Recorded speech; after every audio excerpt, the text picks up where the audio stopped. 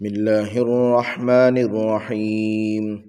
إن الله اصطفى آدم ونوحا وآل إبراهيم وآل عمران على العالمين ذرية بعضها من بعض والله سميع عليم.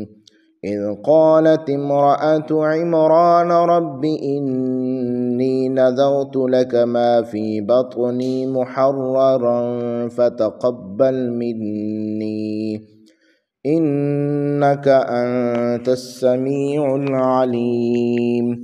فلما وضعتها قالت رب إني وضعتها أنثى والله أعلم بما وضعت وليس الذكر كالأنثى وإني سميتها مريم وإني أعيذها بك وذريتها من الشيطان الرجيم.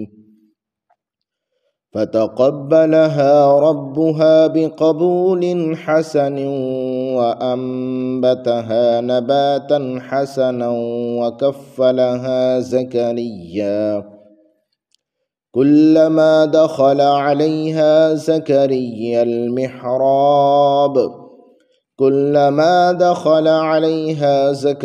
المحراب وجد عندها رزقا.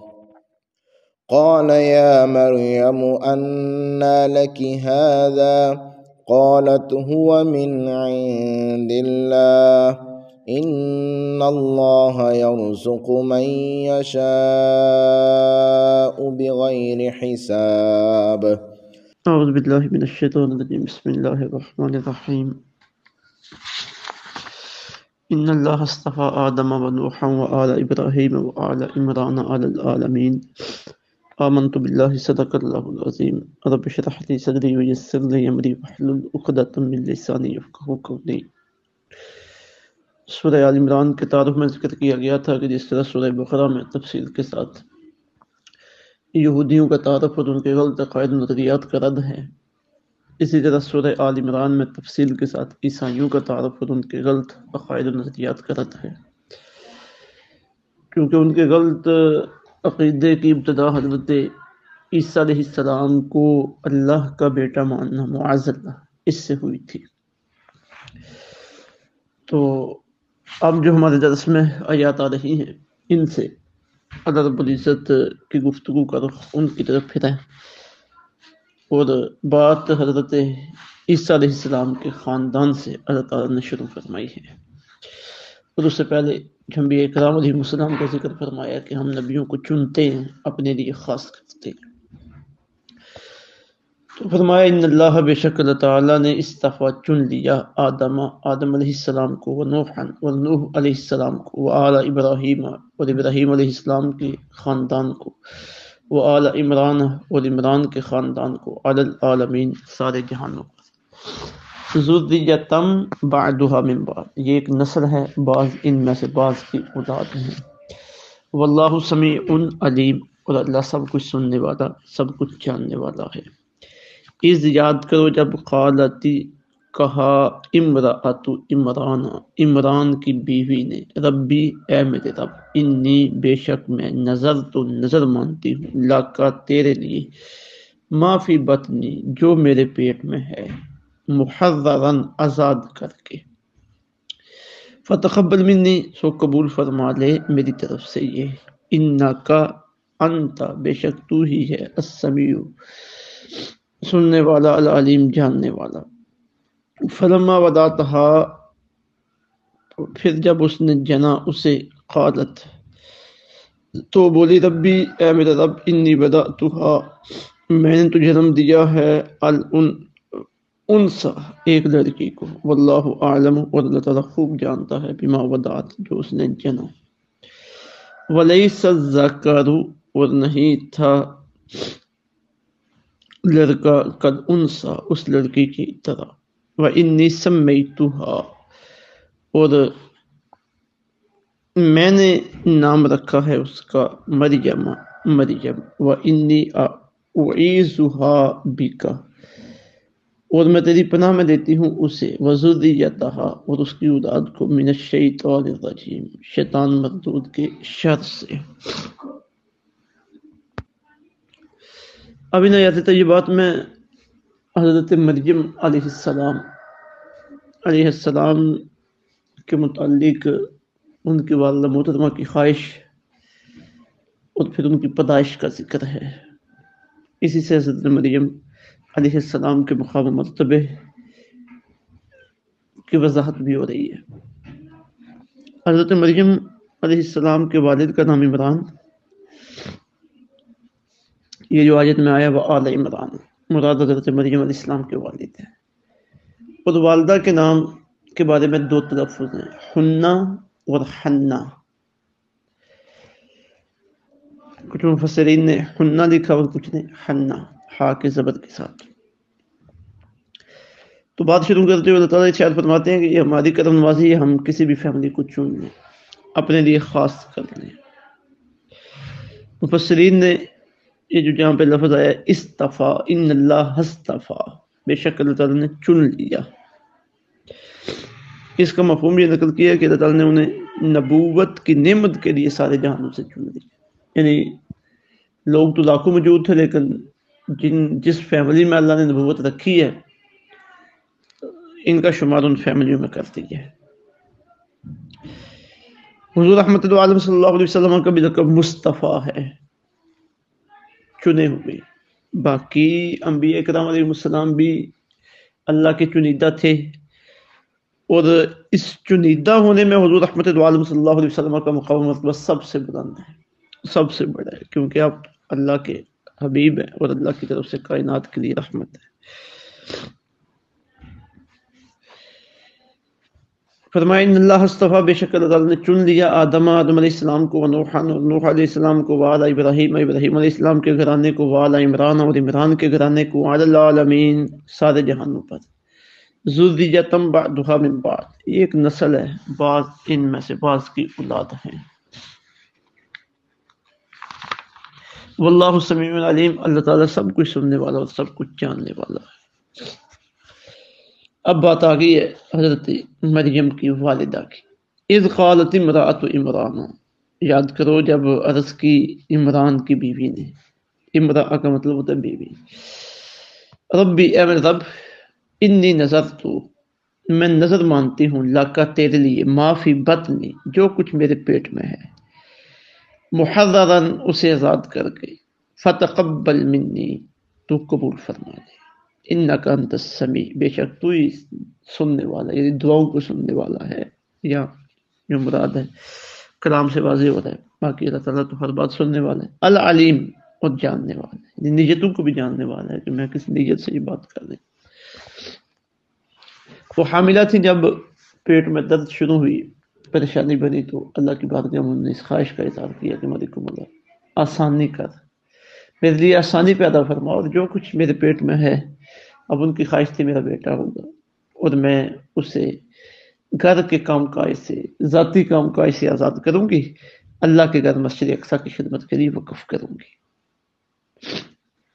تجھے ان نے نظر مانی ہے، انی نذرت لک، میں تیرے لیے نظر مانتی ہوں، ما فی بطنی، جو کچھ جو میرے پیٹ میں ہے، محررن، کہ اسے میں آزاد کر دوں گی، فتقبل منی، تو یہ نذرانہ جو میں تیری بارگاہ میں پیش کروں گی اس بیٹے کی شکل میں، تو مجھ سے قبول فرما۔ یہاں پہ ایک لفظ کی وضاحت بھی ضروری ہے، نظر۔ نظر کی دو قسمیں ہیں، ایک ہے نظر شرعی اور ایک ہے نظر عرفی۔ شریعت کے اعتبار سے بھی ان کا فرق ضروری ہے، اور ہماری عام بولی اور گفتگو اور عرف کے اعتبار سے بھی ان میں فرق ضروری ہے۔ جو لوگ فرق نہیں کرتے وہ اچھے برے کلمہ کو اور مخلص مسلمانوں کے اوپر کفر و شرک کا فتویٰ لگا دیتے ہیں۔ نظر شرعی یہ ہے کہ مسلمان کوئی عبادت جو اس کے اوپر فرض نہ ہو وہ خود اسے اپنے اوپر فرض کر لے۔ مثلا ایک بندہ ہے، اتنی مالیت نہیں ہے اس کے پاس کہ وہ حج اس کے اوپر فرض کیا ہو، لیکن وہ کچھ نظر مانتا ہے کہ مالک مولا میرا یہ کام ہوا تو میں حج کروں گا، اور وہ کام ہو گیا تو حج کرنا اس کے اوپر لازم ہو گیا۔ اب شرعاً تو حج اس کے اوپر لازم نہیں تھا، لیکن اس نے اپنے اوپر خود لازم کر لیا ہے۔ اسی طرح کوئی بندہ نظر مانتا ہے میرا یہ کام ہو گیا تو میں اتنی رقم نماز نفل ادا کروں، وہ نماز تو نفل تھی لیکن اس نے اس نظر کے ذریعے وہ نفل ادا کرنے اپنے اوپر لازم کر دی، تو یہ نظر شرعی جو یہ عبادت ہے اور یہ صرف اللہ کے لیے۔ اگر نظر شرعی اللہ کے علاوہ کسی کے لیے ہوگی تو یہ بالکل ناجائز ہے اور شرک ہو جائے گا۔ ایک نظر عرفی جسے ہم اپنی پنجابی زبان میں اردو کی زبان میں جسے ہم نظر کہتے ہیں، یہ نظر عبادت نہیں ہے، نہ عبادت کے معنی میں ہے، یہ سمجھنے کی بات ہے۔ یہ نظر نذرانے کے طور پہ، کبھی نذرانے کا لفظ اس کے اوپر بول دیتے ہیں، کبھی نظر کا لفظ بول دیتے ہیں، تو ان میں فرق کرنا ضروری ہے۔ اب یہ نظر عرفی کیا ہے؟ کوئی ہدیہ، تحفہ، اصال ثواب کا کوئی عمل، اس کے اوپر اس کا یہ لفظ بولا جاتا ہے۔ مثلا کسی بڑے آدمی کو کوئی چیز تحفے میں پیش کی ہے، یہ آپ کی نظر کی، ٹھیک ہے جی، یا کوئی چیز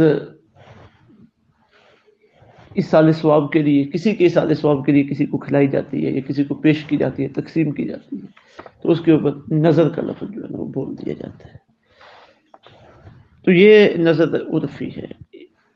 تو یہ ایسا کرنا، اس کے اوپر نظر کا لفظ بولنا، یہ مجازن ہوتا ہے، ٹھیک ہے جی، وہ یہ نظر حقیقی نہیں ہے۔ تو یہ شرعاً درست ہے۔ اس کی مثال ایسے ہے جیسے بندہ اللہ کی عبادت کے لیے مسجد بنایا، مسجد تو ظاہر ہے اللہ کی عبادت کے لیے، لیکن اس کے اوپر کسی بندے کا نام لکھ دے، نام رکھ دے، مثلا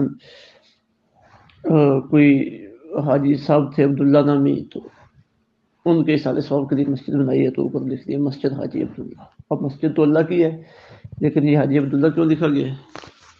یہ مجازن نسبت کی گئی ہے ان کی طرف، کہ مطلب کہ اصال ثواب مسجد کا ان کے لیے ہے۔ تو یہ نظر شرعی اور نظر عرفی میں فرق کرنا ضروری ہے۔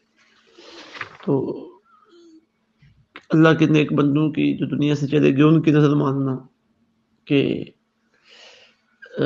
میرا یہ کام ہو گیا تو میں اتنا رقم ان کے مدرسے میں دوں گا، ان کے آستانے کے مجاوروں کو دوں گا، جو خدمت گزار ہیں، جو مہمان آنے والے ہیں انہیں دوں گا، ان کے سارے ثواب کے لیے۔ اب ظاہر اللہ کے بندے کھائیں گے تو ثواب تو ہوگا، تو وہ ثواب ان بزرگوں کو پہنچائے گا، تو یہ بھی اسی نظر کے معنی میں ہی آتا ہے۔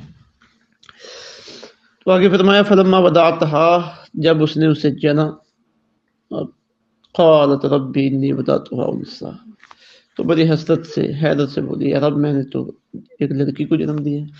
نظر مانتے وقت تو ان کے ذہن میں خیال تھا کہ لڑکا ہوگا، لیکن اب یہ لڑکی ہے۔ تو آگے اللہ تعالیٰ ارشاد فرما رہے ہیں، یہ انثیٰ تک حضرت مریم کی بات ہے۔ اب آگے واللہ اعلم بما وضعت ولیس الذکر کالانثیٰ، یہ رب العزت کا درمیان میں اللہ رب العزت کا تبصرہ ہے۔ واللہ اعلم بما وضعت، اللہ تعالیٰ خوب جانتا ہے جو اس نے جنا، ولیس الذکر کالانثیٰ، اور نہیں تھا لڑکا، یعنی جس لڑکے کی خواہش وہ کرتی تھی، فرمایا اگر وہ لڑکا پیدا بھی ہو جاتا تو وہ اس طرح نہ ہوتا کالانثیٰ، اس لڑکی کی طرح۔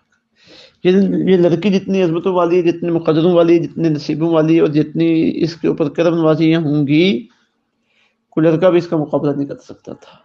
اللہ اکبر، ولیس الذکر کالانثیٰ وإنی سمیتها مریم، آگے حضرت مریم علیہ السلام کی والدہ کی گفتگو ہے، وہ کرنے لگی میں نے اس کا نام رکھا ہے مریم۔